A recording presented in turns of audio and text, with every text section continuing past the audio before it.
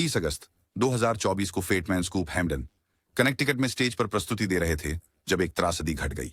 उनके उच्च ऊर्जा वाले सेट के बीच में वह अचानक गिर पड़े, जिससे प्रशंसक और क्रू सदस्य सदमे में रह गए। हालांकि चिकित्सा पेशेवरों की तुरंत प्रतिक्रिया और पास के अस्पताल में उनके स्थानांतरण के बावजूद प्रिय कलाकार बच नहीं सके। वह पहले नहीं थे।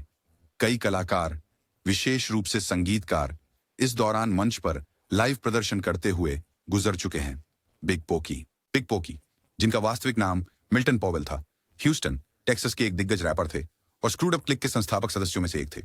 अगर आपने कभी चॉप्ड और स्क्रूड शैली के हिप हॉप के बारे में सुना है, तो बिग पोकी इसके प्रमुख खिलाड़ियों में से एक थे। उन्होंने 70 के दशक में डीजे स्क्रू के साथ मिलकर काम करते हुए अपनी शुरुआत की और उन्होंने वास्तव में 1999 के अपने album hardest pit in the litter के साथ अपनी पहचान बनाई। उनका जून 27 पर फ्रीस्टाइल और पॉल वॉल के सिट इन साइडवेज पर फीचर अभी भी रैप की दुनिया में प्रतिष्ठित है। 17 जून 2023 को टेक्सास के ब्यूमॉन्ट में एक लाइव प्रदर्शन के दौरान बिग पोकी अचानक मंच पर गिर पड़े। उन्हें अस्पताल ले जाया गया, लेकिन दुख की बात है कि रात भर में उनका निधन हो गया। उनकी उम्र मात्र 48 वर्ष थी।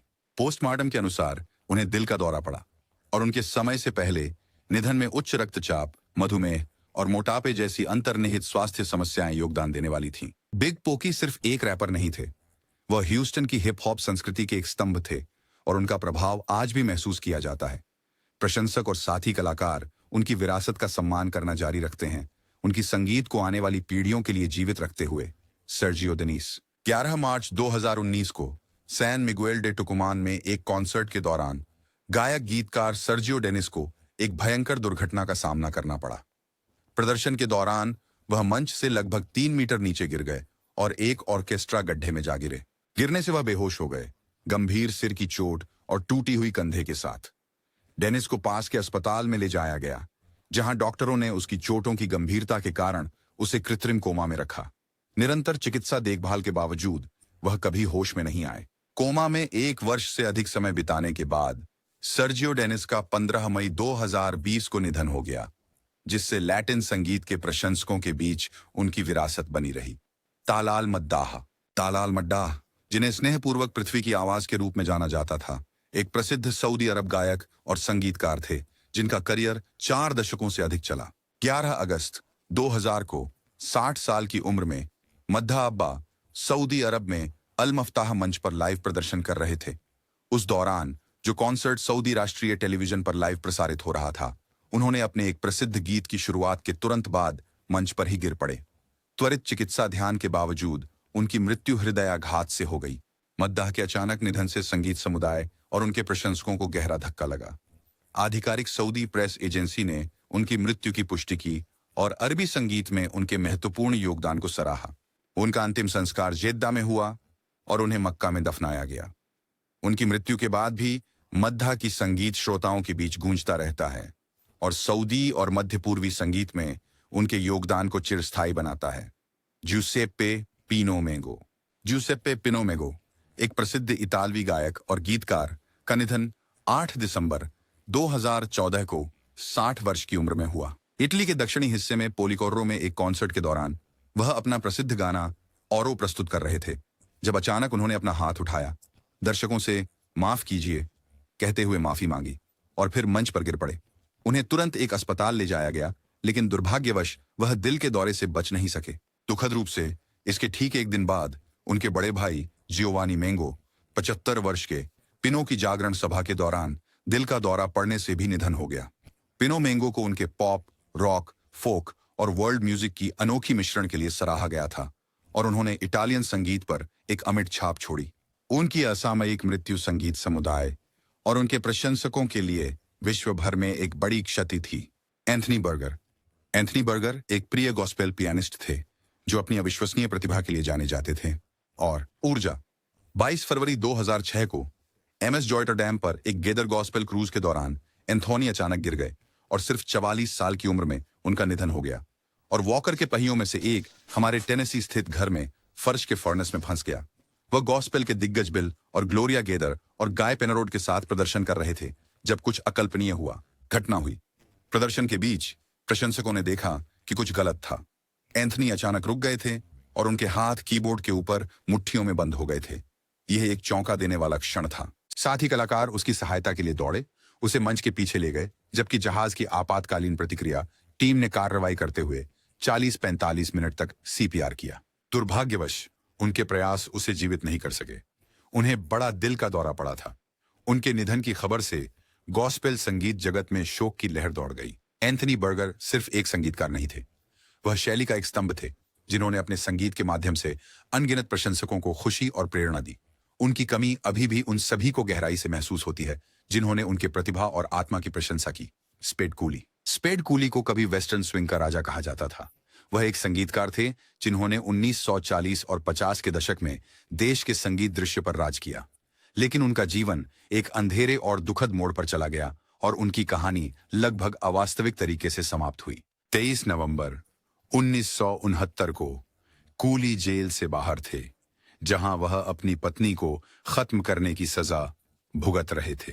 उसे ऑकलैंड, कैलिफोर्निया में एक लाभ संगीत कार्यक्रम में प्रदर्शन करने के लिए अस्थायी छुट्टी दी गई थी, जो उसके सुधरे हुए चरित्र को दिखाने के लिए थी। प्रदर्शन के दौरान स्पेड अच्छी मूड में दिख रहे थे, यहां तक कि रिहा होने के बाद वापसी करने के बारे में मजाक भी कर रहे थे। हालांकि अपना सेट खत्म करने और स्टैंडिंग ओवेशन पाने के तुरंत बाद वह मंच के पीछे गिर गए। यह दिल का दौरा था और उन्हें बचाने के प्रयासों के बावजूद वह लगभग तुरंत ही मर गए। विरोधाभास यह है कि एक ऐसे व्यक्ति जिसका जीवन उथल पुथल से भरा था, तालियों के एक क्षण के बाद ही उसका अंत हो गया। यह अब भी विवादास्पद जीवन का एक सबसे नाटकीय समापन के रूप में बना हुआ है। पेड्रो हेनरिक 13 दिसंबर 2023 को बहिया के फेरा डी संताना में एक लाइव प्रदर्शन के दौरान पेड्रो हेनरिक एक धार्मिक कार्यक्रम में वाय सेयर ताउ लिंडो गीत गा रहे थे, जब प्रदर्शन के दौरान अचानक मंच पर गिर पड़े। हेनरिक पीछे की ओर गिरे और तुरंत बेहोश हो गए। आपातकालीन प्रतिक्रिया दल को बुलाया गया और उन्हें पास के अस्पताल ले जाया गया। चिकित्सकीय टीम के प्रयासों के बावजूद उन्हें अस्पताल पहुंचने के तुरंत बाद मृत घोषित कर दिया गया। मृत्यु का कारण एक विशाल दिल का दौरा था। यह चौंकाने वाला क्षण दर्शकों की पूरी नजरों के सामने हुआ, जिससे प्रशंसक और साथी कलाकार अविश्वास में रह गए। इस घटना ने उनके प्रशंसकों और गॉस्पेल संगीत समुदाय को शोक में डाल दिया। अपनी आत्मीय आवाज और गहरी आस्था के लिए जाने जाने वाले पेड्रो हेनरिक का निधन ब्राजीलियाई गॉस्पेल संगीत के लिए एक बड़ी क्षति थी और उनकी विरासत प्रेरणा देती रहती है। स्क्रीन नर्तकों पर गिर गई। 28 जुलाई 2022 को हांगकांग में बेहद लोकप्रिय बॉय बैंड मिरर के एक कंसर्ट के दौरान एक भयानक घटना घटी। हांगकांग कोलिजियम में प्रदर्शन के दौरान मंच के ऊपर लटकी एक विशाल वीडियो स्क्रीन अचानक अलग हो गई और गिर पड़ी, जो सीधे एक डांसर से टकराई, फिर अन्य डांसर्स पर गिर गई। हजारों भयभीत प्रशंसकों के सामने यह चौंकाने वाला दृश्य सामने आया और दुर्घटना का फुटेज तेजी से ऑनलाइन फैल गया। संगीत कार्यक्रम को तुरंत रोक दिया गया और बैंड के मैनेजर ने दर्शकों से शांतिपूर्ण तरीके से एरेना से बाहर निकलने का आग्रह किया। 2 पुरुष नर्तक घायल होने के कारण अस्पताल में भर्ती किए गए। घटना स्थानीय रिपोर्टों के अनुसार एक को गंभीर गर्दन की चोट लगी और उसे गहन चिकित्सा में रखा गया, जबकि दूसरा स्थिर अवस्था में था। कई महिला प्रशंसकों का भी सदमे के लिए इलाज किया गया। घायल डांसर्स की पहचान उजागर नहीं की गई। हांगकांग की सरकार ने शीघ्र प्रतिक्रिया देते हुए अन्य स्थलों पर पूरी सुरक्षा जांच होने तक मिरर के कॉन्सर्ट सीरीज के शेष कार्यक्रमों को निलंबित कर दिया। हांगकांग के मुख्य कार्यकारी जॉन ली ने इस घटना पर अपना आघात व्यक्त किया, घायल लोगों के प्रति अपनी सहानुभूति जताई और इस त्रासदी की व्यापक जांच की मांग की। नेल्सन एडी 5 मार्च 1967 को प्रतिष्ठित मनोरंजक नेल्सन एडी को मियामी बीच, फ्लोरिडा के सैन सूसी होटल में प्रदर्शन करते समय एक दुखद घटना का सामना करना पड़ा। अपने गीत डार्डानेला के प्रदर्शन के दौरान वह मंच पर गिर पड़े जब उन्हें मस्तिष्क आघात हुआ। उनके लंबे समय के गायक साथी गेल शेरवुड और उनके सहयोगी टेड पैक्सन उनकी मदद के लिए दौड़े, लेकिन स्थिति गंभीर थी। एडी को माउंट सिनाई मेडिकल सेंटर ले जाया गया, जहां मार्च 6, 1967 की सुबह के शुरुआती घंटों में उनकी उम्र 65 वर्ष में ही मृत्यु हो गई। एडी अपनी ऑम्प्रेटिक आवाज और क्लासिक म्यूजिकल्स में यादगार प्रस्तुतियों के लिए प्रसिद्ध, विश्व भर में प्रशंसकों द्वारा चेरिश्ड विरासत छोड़ गए। उन्हें हॉलीवुड फॉरएवर सिमेट्री में दफनाया गया, अपनी मां और अपनी विधवा के बीच, जो उनके जाने के 20 साल बाद तक जीवित रहीं। ब्रूस हैम्पटन 1 मई 2017 को कर्नल। ब्रूस हैम्पटन ने अपने 70वें जन्मदिन का जश्न अटलांटा, जॉर्जिया के फॉक्स थिएटर में एक ऑल स्टार श्रद्धांजलि कॉन्सर्ट के साथ मनाया, जिसे Hampton 70 a celebration of Colonel Bruce Hampton नाम दिया गया। कार्यक्रम में असाधारण संगीतकारों की एक श्रृंखला शामिल थी, जिसमें वाइड स्प्रेड पैनिक के सदस्य भी थे, फिश, टेडेस्की ट्रक्स बैंड और आरईएम अन्य प्रमुख कलाकारों के साथ, और यहां तक कि 13 वर्षीय गिटार प्रतिभाशाली ब्रैंडन निडेरोर। कार्यक्रम से प्राप्त आय को फॉक्स थिएटर इंस्टीट्यूट और संगीतकार केंद्रित चैरिटीज को दिया गया, जो कि हैम्पटन की कला के समर्थन के प्रति जीवन भर की प्रतिबद्धता को दर्शाता है। दुर्भाग्यवश एनकोर प्रदर्शन के दौरान हैम्पटन मंच पर गिर गए जब नीडरावर गाने turn on your love light पर सोलो बजा रहे थे। अपने विचित्र मंच आचरण के लिए जाने जाने वाले हैम्पटन के गिरने को कई लोगों ने पहले तो एक स्टेज पर किए गए मजाक का हिस्सा समझा, क्योंकि हैम्पटन का प्रदर्शन के दौरान ऐसे मजाक करने का इतिहास था।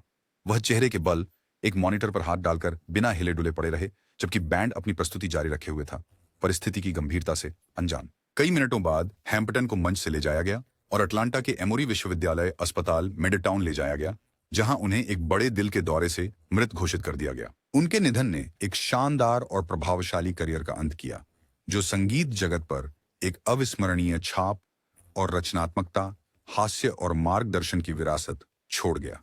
सिब हाशियन 22 मार्च 2017 को प्रसिद्ध रॉक बैंड बॉस्टन के लिए सर्वाधिक प्रसिद्ध ड्रमर सिब हैशियन का दुखद निधन 67 वर्ष की आयु में हो गया। हशियान समुद्री जहाज इंडिपेंडेंस ऑफ द सीज पर लाइव प्रदर्शन कर रहे थे, जो एक लेजेंड्स ऑफ रॉक थीम पर आधारित था। क्रूज अपने सेट के दौरान वह अचानक मंच पर गिर गए और एक घातक दिल का दौरा पड़ा। उन्हें बचाने के प्रयास किए गए, लेकिन हैशियन को बचाया नहीं जा सका।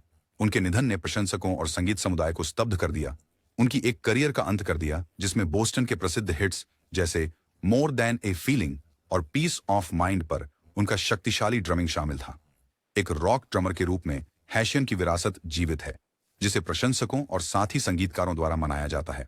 मिरियम माकेबा 9 नवंबर 2008 को जेंजियल मिरियम माकेबा, जिन्हें मामा अफ्रीका के नाम से भी जाना जाता है, का निधन हो गया। इटली के कास्टेल वोल्टर्नो में एक संगीत कार्यक्रम के दौरान दिल का दौरा पड़ने से उनका निधन हो गया। वह संगठित अपराध के बारे में जागरूकता बढ़ाने हेतु एक लाभ संगीत समारोह में प्रस्तुति दे रही थीं, जब उन्होंने अपना प्रसिद्ध हिट पाटा पाटा गाने के तुरंत बाद दम तोड़ दिया। उनकी मृत्यु ने संगीत, सक्रियता और उत्पीड़न के खिलाफ संघर्ष के लिए समर्पित एक अद्वितीय जीवन का अंत कर दिया। मकेबा की विरासत उनकी संगीत से कहीं अधिक व्यापक है। विश्व स्तर पर पहचान प्राप्त करने वाली पहली अफ्रीकी संगीतकारों में से एक के रूप में उन्होंने अफ्रीका की ध्वनियों को अंतर्राष्ट्रीय दर्शकों तक पहुंचाया। अफ्रोपॉप, जैज और वर्ल्ड को मिलाते हुए ये संगीत। वह केवल एक संगीत आइकन नहीं थी, बल्कि दक्षिण अफ्रीका में रंगभेद के खिलाफ एक अथक समर्थक और अन्याय के प्रतिरोध का प्रतीक भी थी।